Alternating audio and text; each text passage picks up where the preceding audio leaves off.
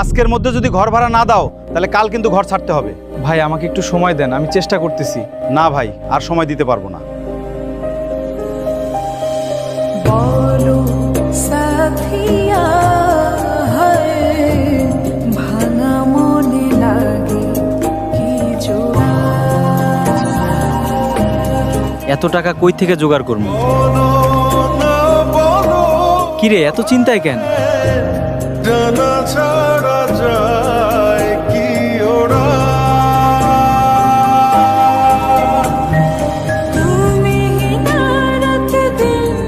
তুই আমাকে একবার বলতে পারতি বন্ধু কি শুধু সুখের সময়ের জন্য? আমি কিভাবে ধন্যবাদ দিব?